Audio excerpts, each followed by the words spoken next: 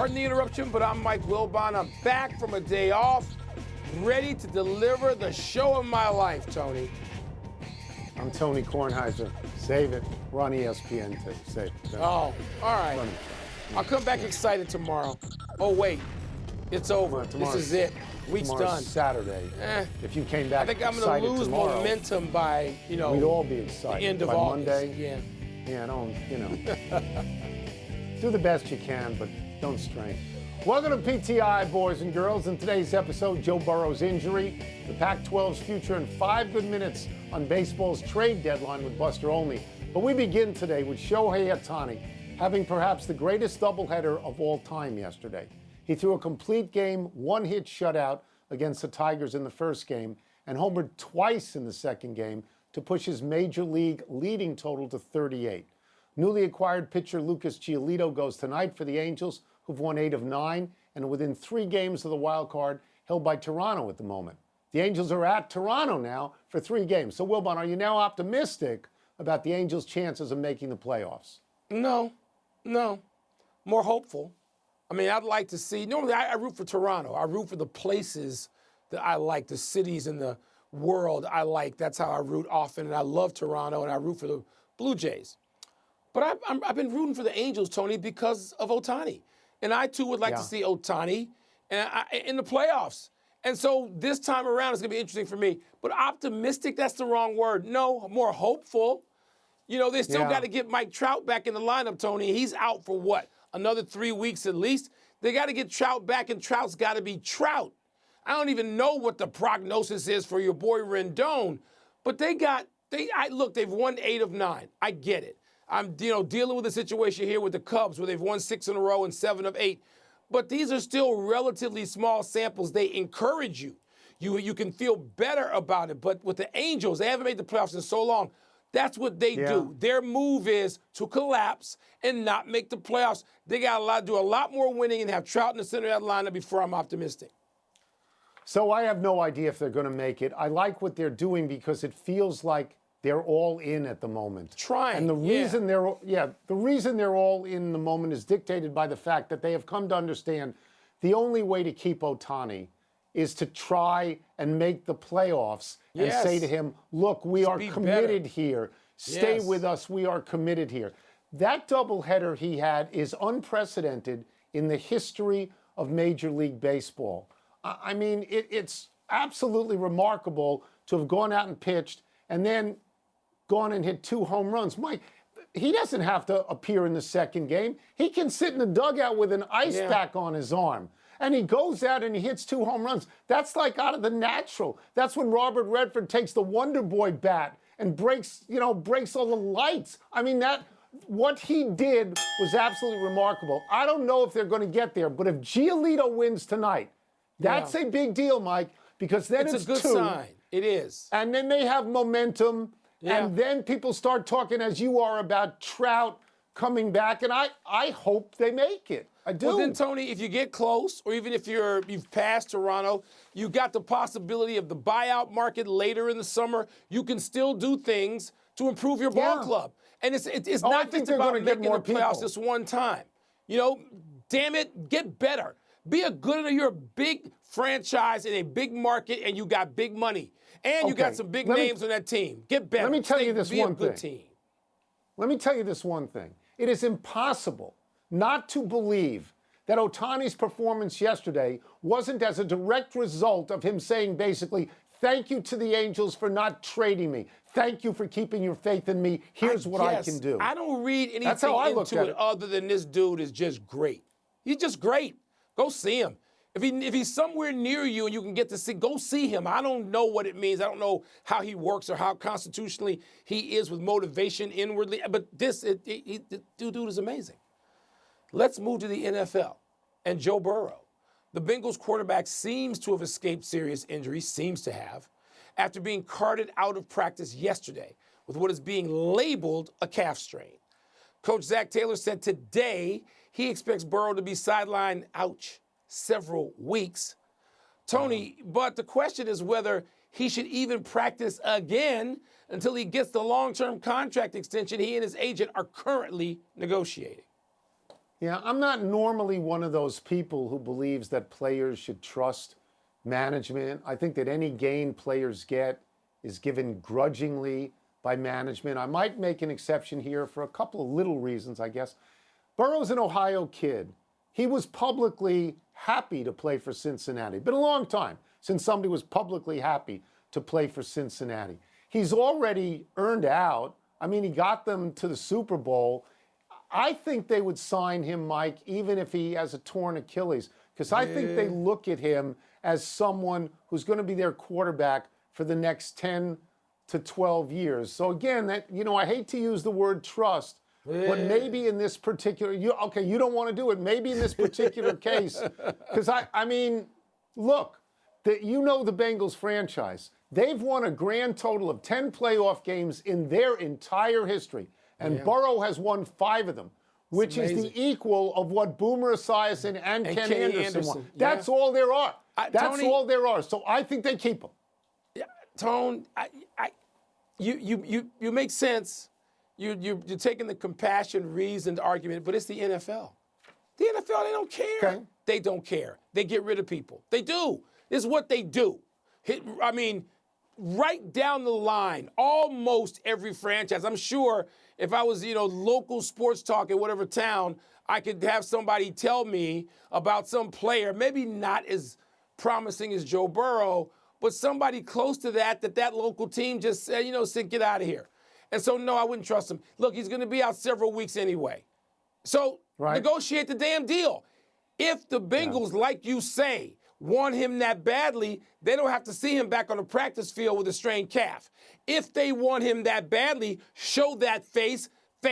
And you know what? If I'm going to trust you while I'm sitting over here having a pina colada and one of my cigars, sign me now. Yeah. Finish the damn contract.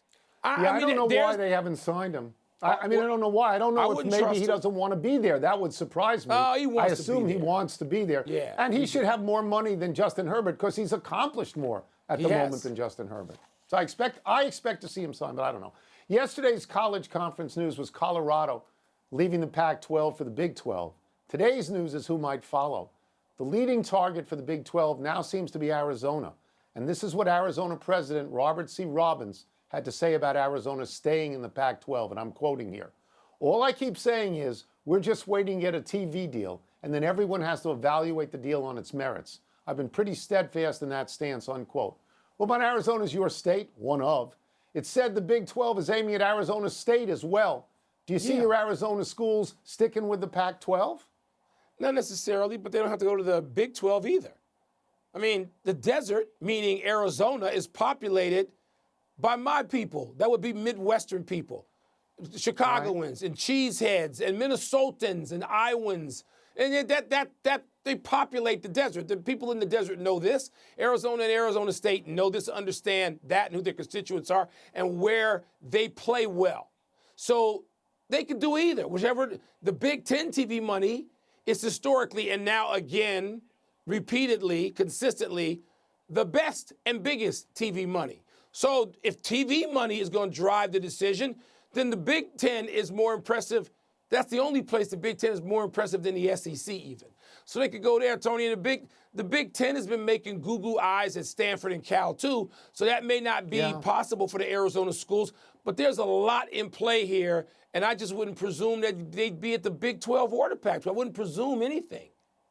I'm going to go back into the quote by the president in which the president of the school says, we're waiting on the TV money. So this is not a ringing endorsement of the Pac-12 at all. No. This is about television money. It's not about camaraderie. It's not about any loyalty. Essentially what he said is, when you show me the numbers you're going to give me from the Pac-12, show me the money.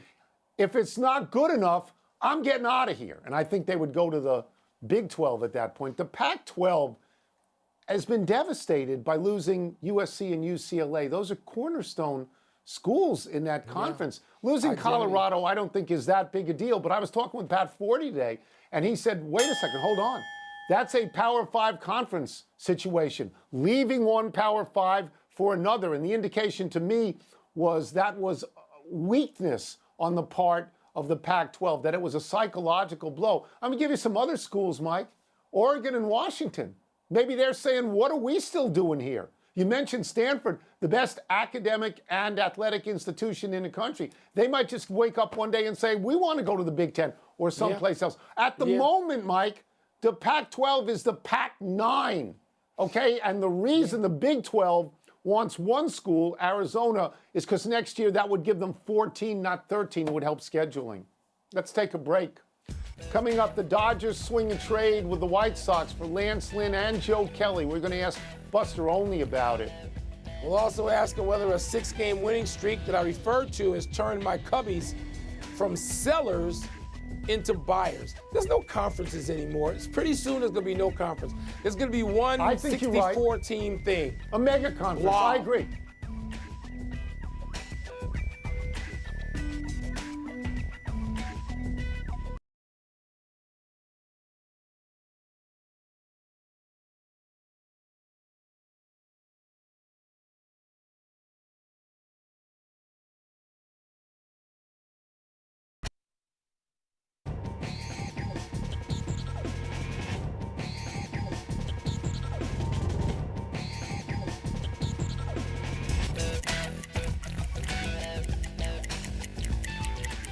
We are just 4 days away from baseball's trade deadline, which makes it a perfect time for a visit from our good friend Buster Olney. Buster, let us start with this.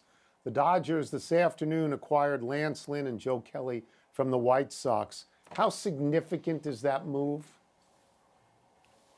Yeah, it's potentially significant for the Dodgers because, Tony, this is the worst Dodger pitching staff performance that we've seen since they moved to Los Angeles. Start the day with a 4.47 ERA. That's 20th out of 30 teams. So, the days of Koufax and a young Kershaw, those are way behind them. They're desperately in need of help for their rotation. And Lance Lynn hasn't had a good year, but with his experience in pennant races, I think it's going to be an upgrade for the Dodgers rotation. It's help they had to have.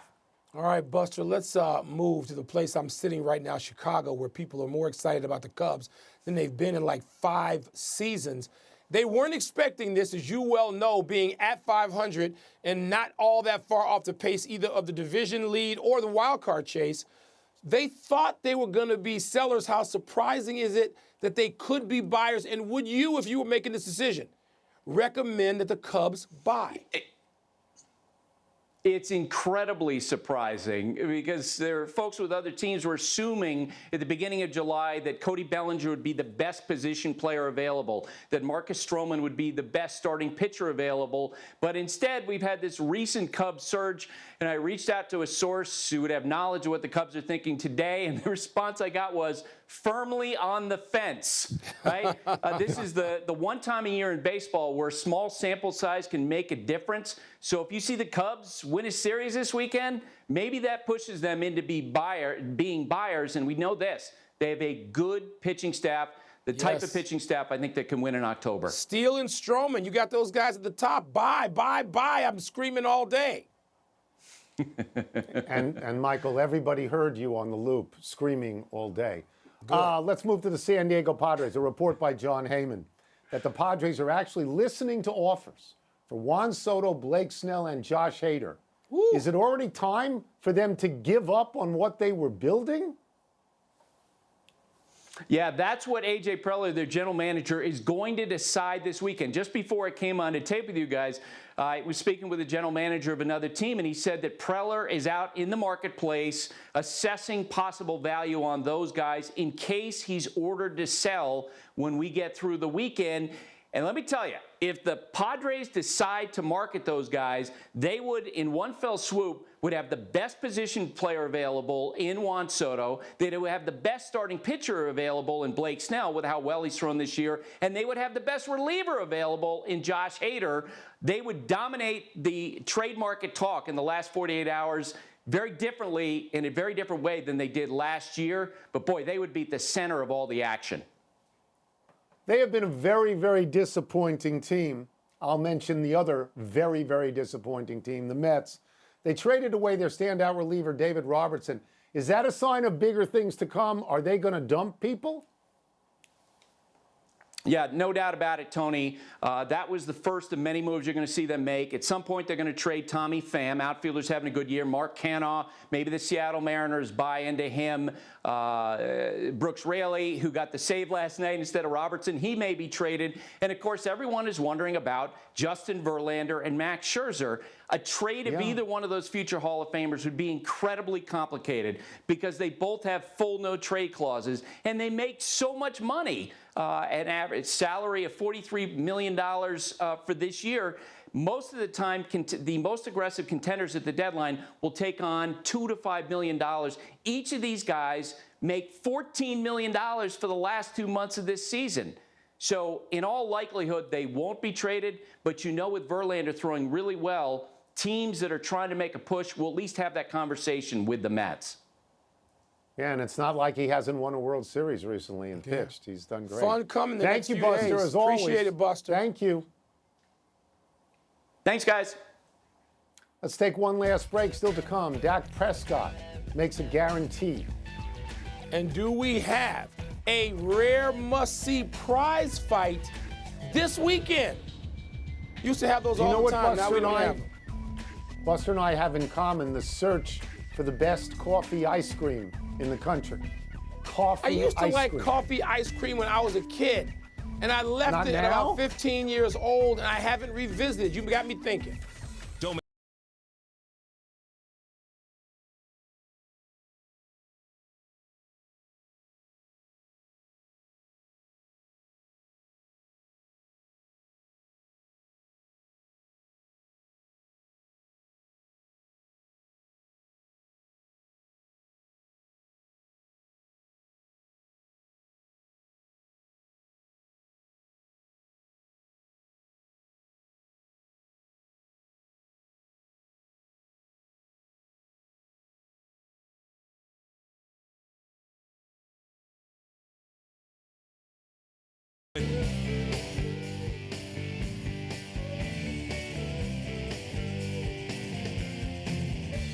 Happy time, people.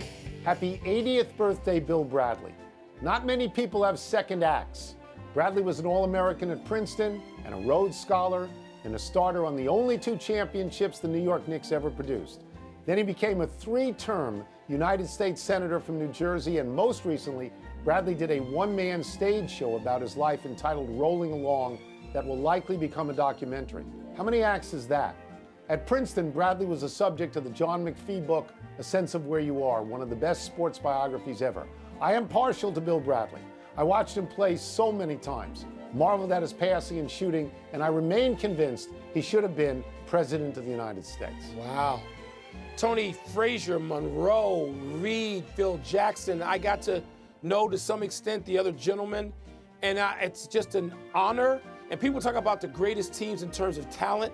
But when you think the greatest teams in terms of intellect, those 2 Knicks teams have got to be way up there in the GOAT discussion for the smartest teams and players of all time. Happy anniversary, Wilmer Flores. Around this day 8 years ago, the Mets infielder, who had been with the organization since his 16th birthday, became visibly emotional as Mets fans gave him a standing ovation amid swirling rumors that Flores was about to be traded to the Brewers. The thing is, Flores wasn't actually traded, so Mets fans loved him even more for the public emotion he showed. Eventually, Flores did leave the Mets. In 2018, he signed a 1-year deal as a free agent with Arizona. The next year, he signed as a free agent with the Giants. He's been there ever since. This year, Flores is batting .291 with 13 homers and 32 RBI, playing first base mostly and second and third. You know, Tony, the phrase, it's a business, comes out of players' mouths all the time, necessarily. But it doesn't mean there aren't emotions there, legitimately underneath. And players often don't want to go anywhere. And they say that to convince themselves or protect themselves, but there are often those kind of emotions. That was one time, and man, sports will do that to you every now and then. Happy trails, Jalen Ramsey. Joe Burrow wasn't the only star to be carted off the practice field yesterday. Ramsey, the Dolphins' cornerback, carted off and diagnosed with a badly damaged left meniscus. He had surgery to repair it today. He will be out until December. Second-year cornerback Kader Kohou is mentioned as Ramsey's replacement. The Dolphins reportedly have the 4th toughest schedule in the NFL, and they begin their season on the road in Los Angeles against the Chargers and their newly very rich and accurate quarterback, Justin Herbert. Yeah, I hate to hear that he's injured, Tony, but I think cornerbacks are more fungible than running backs. Cornerbacks. There's new ones every year in the league. Udonis Haslem retired from the NBA today after 20 seasons. That's an incredible NBA career. You know he's going to be a coach for however long or executive he wants to be. Couple of omissions today. Aaron Judge is in the lineup for the Yankees tonight, and Broncos head coach Sean Payton said of his trashing of Nathaniel Hackett in USA Today, here's the quote: "I had my Fox hat on, not my coaching hat. It was a mistake by me. I said what I said, but I needed to have some restraint," unquote. Yes, you did, but it made for a great story. So we're sort of happy you did Hackett, it, right? Yeah, okay. Yeah, you're not a just be Hackett quiet. guy. No. No, we know. You did it all last year. You wanted him canned Russell early, Wilson. like in Russell the third Wilson. game. He'll be good this Let's year. go to the Guess big why? finish if we could. Let's do it. English midfielder Kira Walsh stretchered off with a knee injury in the win over Denmark. Significant? A top player, not the top player, for a top power that's already got missing multiple players with knee injuries. It's a big deal. Dalvin Cook says there's a pretty high chance he signs with the Jets, the overhyped Jets. Is that a good fit for your team? Yeah, because he's a really good back, and because this is why Aaron Rodgers gave back the money. He wants this guy. That's the shopping list. Dak Prescott, your boy, guaranteed he'd reduce his interceptions. Do you believe him? The player under the most pressure in the league, he needs to, but I'm tired of just the Cowboys. I don't care about what they say. I don't. Just play and let's see what happens. Max Scherzer goes against your Nats tonight. Who you going to root for? I'm going to root for Max Scherzer. I love the Nats, watch all the games. They're not going anywhere this year. For nostalgic reasons, I will root for Scherzer. Last one, unbeaten welterweights, Errol Spence Jr. versus Terrence Crawford, Saturday night. You're intrigued, right? You're intrigued. Saturday night at the fights, Tony. You and I grew up with that, huh? Man, Yes. Showtime pay-per-view, they better have that wherever I am on Martha's Vineyard. Don Dunphy with Friday Night Fights. Remember him? We're out of time. Yes. We'll try and do better the next time, and I'm Tony Kornheiser. I'm Mike Wilbon. Have a great weekend, Knuckleheads. You can get the PTI podcast on the app or Apple Podcast. Uncle Joe Louis. It was a long, great ride. Rest in peace.